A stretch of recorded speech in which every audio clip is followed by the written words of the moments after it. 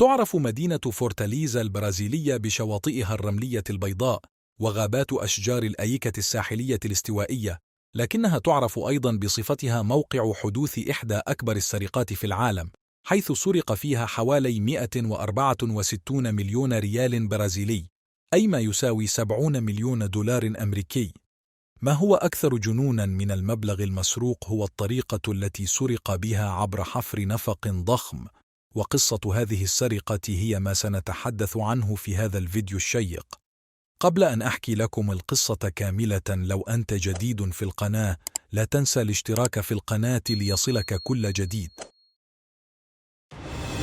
حكاية مع سيف. سرقة البنك المركزي في مدينة فورتاليزا البرازيلية تبدو أشبه بالأفلام، فقد قام اللصوص بحفر نفق بطول يبلغ حوالي 80 مترا، وذلك من عقار قاموا باستئجاره إلى قبو البنك المركزي. وقد كان شاب يبلغ من العمر 26 عاما يدعى لويس فرناندو ريبيريو هو العقل المفكر وصاحب فكرة هذه السرقة. قام لويس وفريقه المؤلف من 25 لصا في شهر أيار من عام 2005 باستئجار عقار تجاري قريب نسبيا من البنك، لكن مخططهم القاضي بحفر نفق ضخم يمتد إلى قبو البنك يعني وجود الكثير من التراب الناجم عن الحفريات، وتحديدا حوالي 30 طنا من التراب، لذا قاموا بإعلان عقارهم هذا كشركة تهتم برعاية الحدائق والمناظر الطبيعية وبيع الإنجيل الصناعي، بهدف جعل الشركة هذه تبدو حقيقية. قاموا بتنصيب لافتة تعلن عن شركتهم، كما وضعوا عشبا صناعيا، كما قاموا بشراء شاحنة صغيرة ووضعوا إعلانا عن الشركة على جانبها، وقاموا بركنها أمام العقار الخاص بهم، بل قاموا حتى بالذهاب إلى كل منزل في الحي معرفين الناس بأنفسهم ومعلنين أنهم خبراء الحدائق الجديدون في الحي.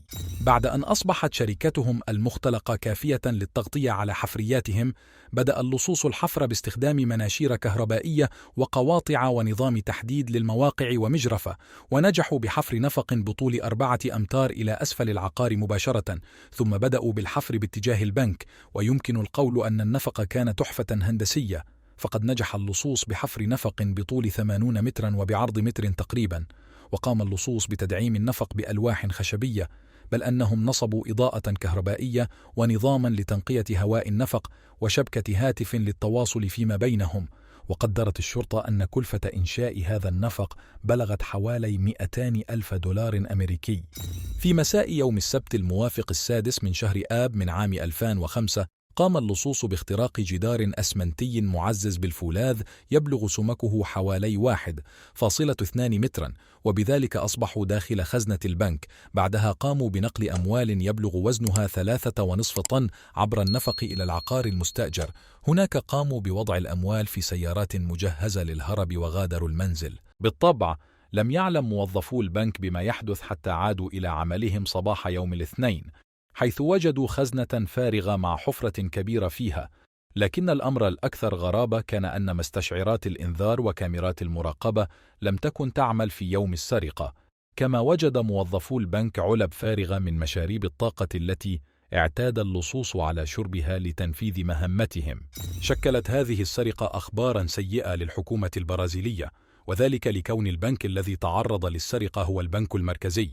لذا بذلت الشرطة البرازيلية كافة جهودها في محاولة للتعرف على اللصوص والقبض عليهم، لكن اللصوص كانوا بارعين في إخفاء آثارهم، فقد وجد المحققون كمية كبيرة من الطبشور في كافة أنحاء النفق استخدمها اللصوص لتغطية بصماتهم. لكن رغم ذلك فقد تمكنت الشرطة من كشف بعض البصمات. الخطأ الثاني الذي ارتكبه اللصوص حدث في اليوم التالي، حيث قام أحد اللصوص بشراء عدة شاحنات دفعة واحدة ودفع ثمنها نقدا، مما جذب أنظار السلطات مباشرة ومكنهم من القبض عليه.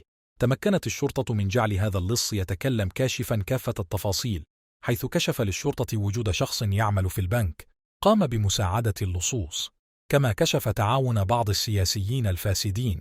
قادت الشرطة في النهاية حملة طويلة ودامية للقبض على اللصوص، ونجحت في القبض على 36 شخص، 26 منهم حكم عليهم بالسجن لارتكابهم 133 جريمة، وقد كان لمعظم هؤلاء ألقاب مثل أرماديلو وبيج بوس والألماني، لكن رغم كل هذه الجهود لم تتمكن السلطات من استعادة سوى 8 مليون. في النهاية نجح بيج بوس في الهرب من السجن وما زال هاربا حتى يومنا هذا.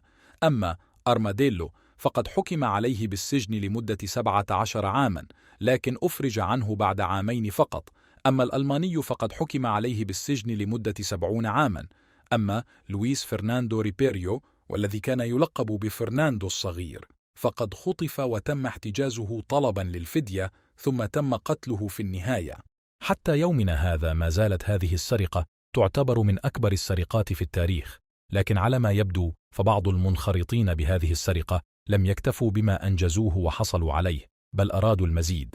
لذا قرر بعضهم في عام 2011 محاولة سرقة البنك المركزي البرازيلي مرة أخرى، لكن هذه المرة فرعه الأكبر الواقع في مدينة ساو باولو البرازيلية. هذه السرقة كانت أكبر من السابقة بكثير، فالنفق المطلوب حفره يبلغ طوله حوالي 600 متر.